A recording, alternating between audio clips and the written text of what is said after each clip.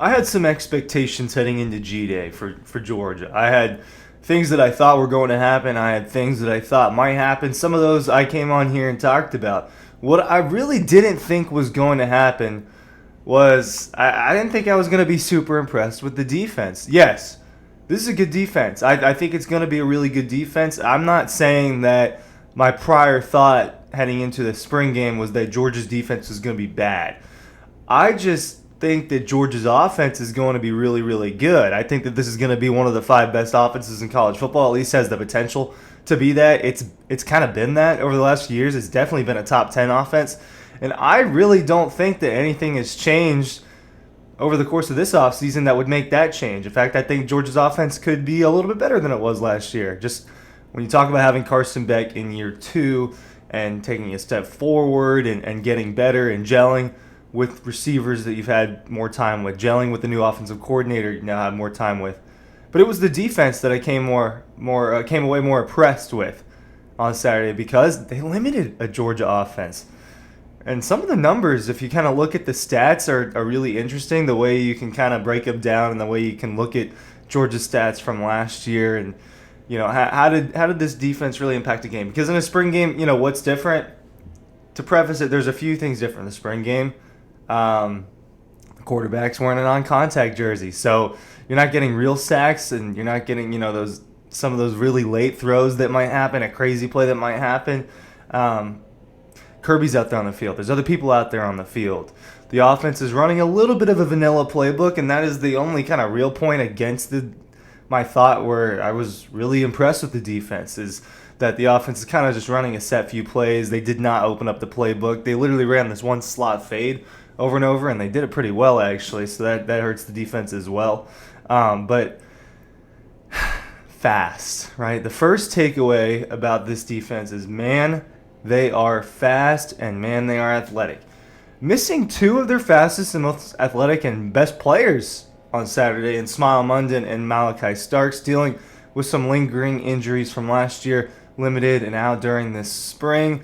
They'll be fine. They'll be good to go in the future heading into the fall. They should be good to go here in the next few weeks, really. So you don't get concerned about that.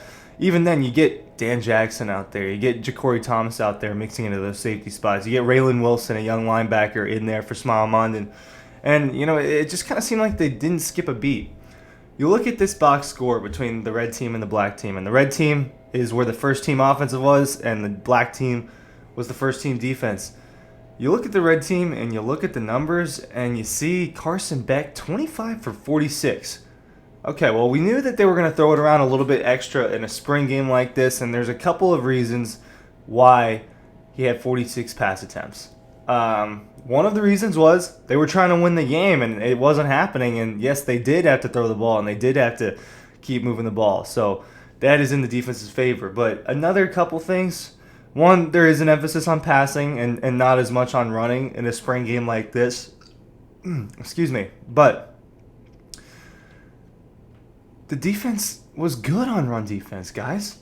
They flew to the ball. Outside of just a handful of runs, Georgia had explosive runs, right? ETN had one. I think Roger Robinson had one. Andrew Paul had one.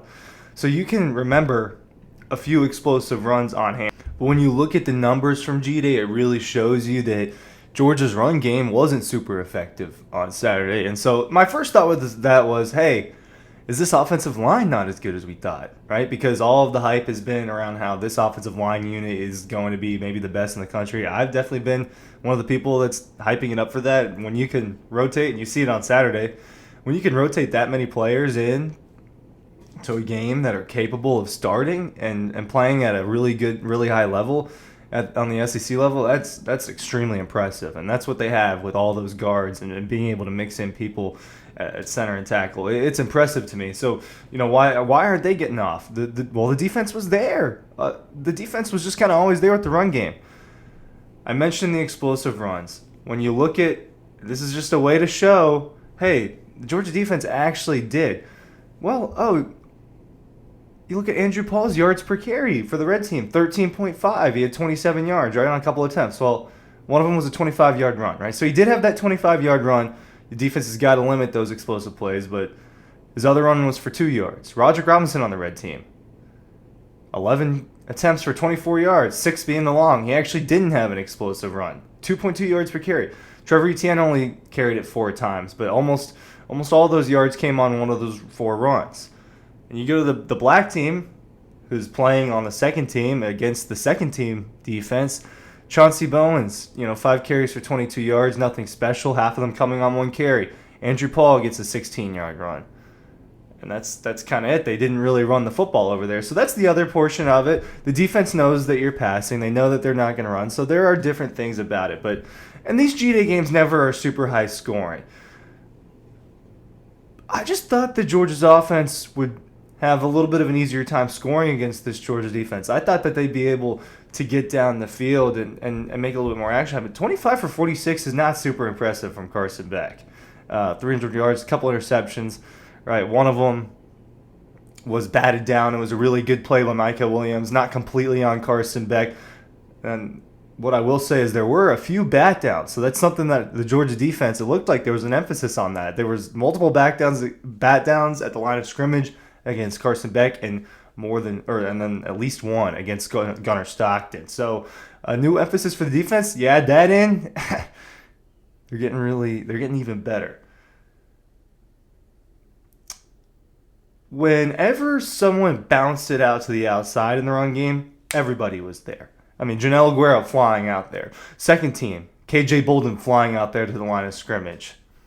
In pass protection, the only thing that I didn't think that these defenses did super well, and it's kind of the same thing, the same critique that we've had for the defense the last year or so, is are they going to be elite in pass rush? Are they going to affect the quarterback in that way, not allow them to just sit back there, have 4 or 5 seconds to make a decision and throw the football? Are they going to be able to do that?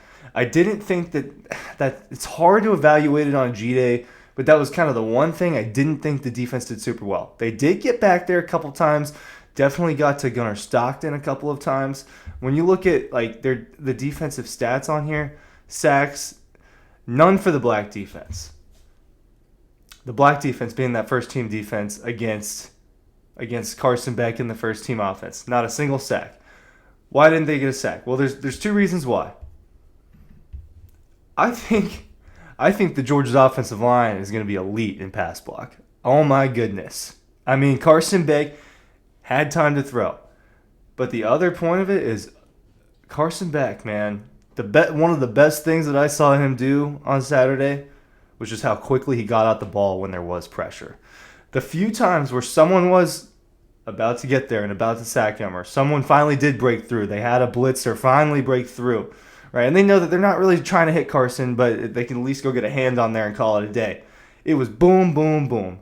One little shuffle, one little step up, one little step back, maybe even not a full step, slinging the football, getting the football out. It's one of the best things I saw from Carson Beck. Well, guess what? The Georgia defense is only going to play 1 or 2 other quarterbacks that are even as close to good as Carson Beck. Jackson Dart, Jalen Milroe, Quinn Ewers, players that can make really high-level plays at this level. Maybe Brock Vandagriff could do that. The Georgia defense will be very familiar with his game at that point. But Carson Beck is the best that they're going to play against, and he didn't have an insane day against them. No one held Carson Beck to that poor of a completion percentage. You go back and look at Carson Beck's completion percentage stats. The worst day that he had was against Missouri. No, it was actually against Georgia Tech when he went 13 for 20 with 65% completion percentage. That's the worst day he had. 25 for 46. They didn't do the math. Let's just go ahead and do that for us. 25 divided by 46 times 100. 54.3% completion percentage in this G-Day game. The best quarterback in college football. That's what they're holding him to. It's a glorified scrimmage. The thing that I think a lot of people don't realize is that there are a few scrimmages throughout the year, especially throughout the spring, and the G-Day one's just kind of the only one you get to see a lot of. It's a public event. It's a big party, right? But this defense played well on Saturday. If it plays like it did against a Georgia offense, only allowing 20 points and, a simulated structure where offense really has an advantage, in my opinion, then we're talking about another national championship for Georgia, right? That's something we're already talking about But you can't just pencil that in. We have to actually be realistic about what's going on. But it is a reality that if Georgia's defense can play well and show those flashes that I think it showed on Saturday, we're talking about 3 rings in 4 years, guys. That's what we're talking about. Thanks for watching. Links are down below.